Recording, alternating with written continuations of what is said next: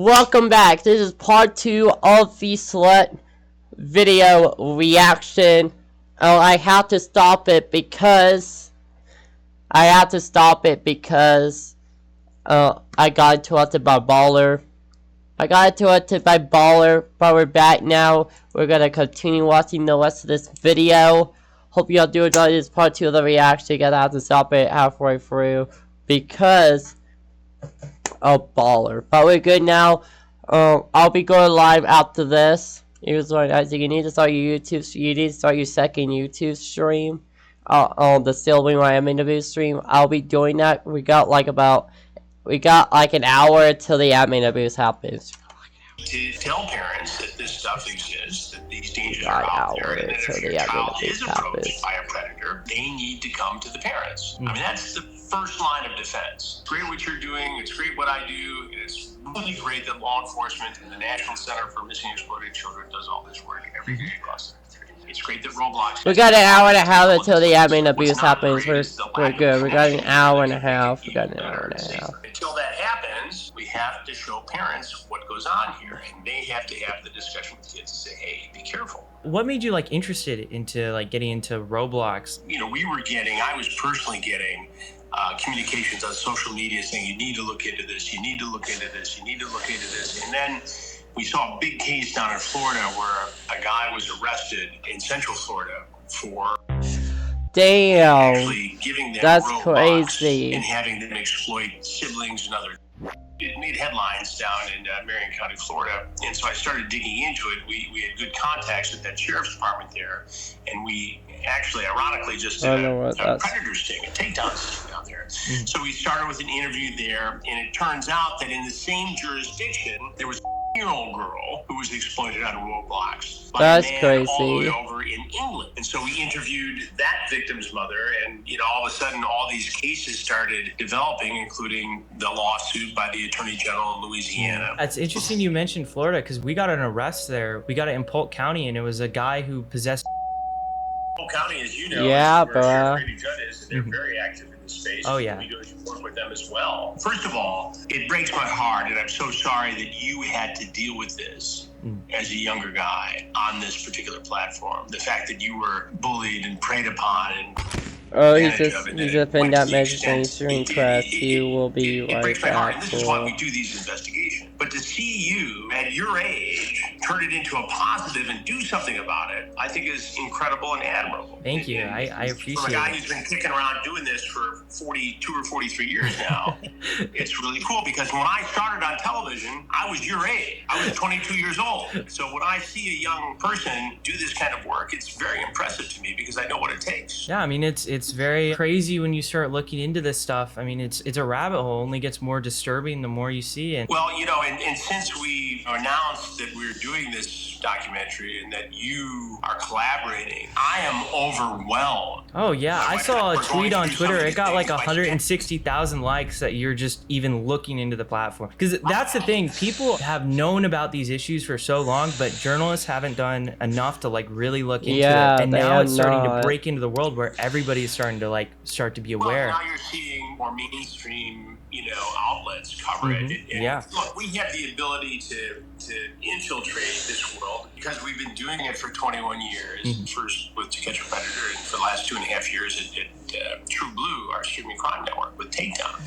So we know how to do this and work with law enforcement. Now, a lot of people can go out and do this stuff independently, but here you are, a good example of somebody who has done the work and given it to law enforcement. Holy crap. And that's the key here, because if you expose these guys and, make fun of them and do a Borat kind of thing, like some other content creators, they often don't face the consequences. They don't have to register as a offender. They don't get prosecuted. Yeah, and I think the thing is too, a lot of the reason why I have to make this content is because we reach out to Roblox, we give them the emails, we give them all the information. They don't respond until after we publish a video that gets millions of views on YouTube. It makes me concerned because if we're getting that, what are real victims getting? Look, I understand a little bit Roblox situation here. What they're trying to do is follow the protocol. When they see something, they're mandated to report that to the National Center for Missing and Exploited Children, which then refers it to law enforcement. And that's good, and they should be doing that. But why they wouldn't also take advantage of information given to them wrapped with a bow around it, as you have done.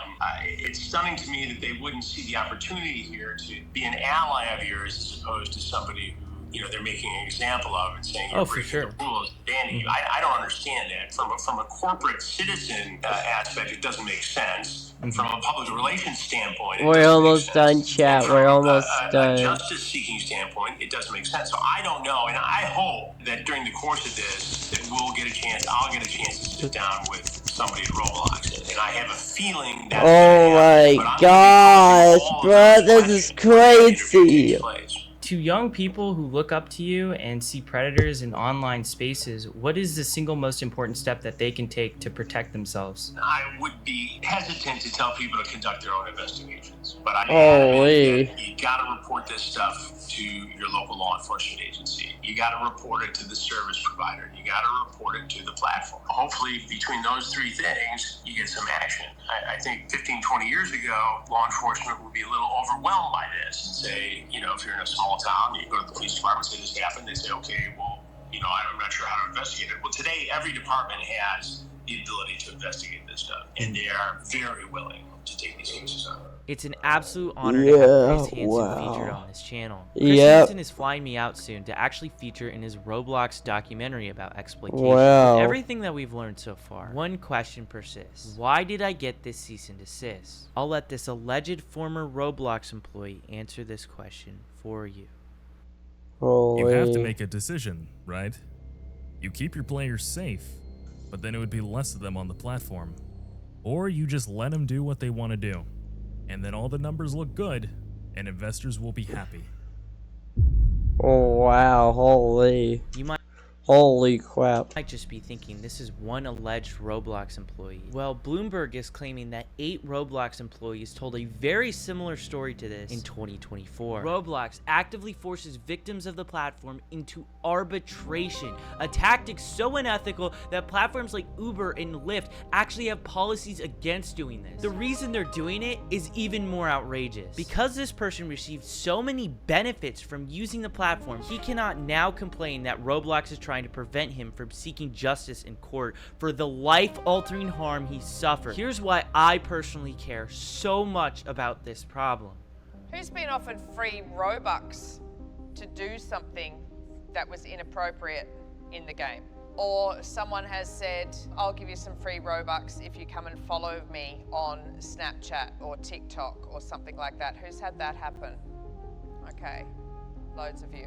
I've seen a lot of corruption in big tech, but I've never seen a company harm this many young people at the scale Roblox has. They can say whatever they want about safety or try to discredit me, but the arrests and their response to those arrests speak louder than any PR statement that they could possibly make. This isn't just about moderation. The rot goes all the way up to the CEO, a man whose vision includes adding dating to this platform and defending predatory games like Meep City. It's not even negligence, it's his literal philosophy. The narrative about Roblox needs to change. People have to understand what this platform actually is. Share what's happening. Talk about it. Make sure your friends, parents, journalists, and lawmakers know how deep these problems run. Call your congressman and tell him he won't stand by while Roblox puts children in danger. I've been sounding the alarm for over a year as a Dang, and that's Roblox's crazy. leadership has tried to silence me. What needs to happen is David Baszucki needs to sit in front of Congress under oath, and he needs to explain why so many people have been abducted and abused on his platform,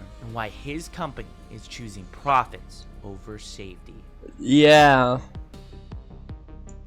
bro, big facts. Anyways, hope you all enjoyed my two-part reaction to this video. Link to the channel in the video will be linked down below in the description. Shout out to everyone that was here during this reaction and stuff. Like, subscribe, turn notifications, like the SCHLEP channel, and the video will be in the description, and along with the full 12-hour stream that I'm doing right now will also be in the description. Hope y'all enjoyed my reaction, and I'll see y'all soon. Goodbye.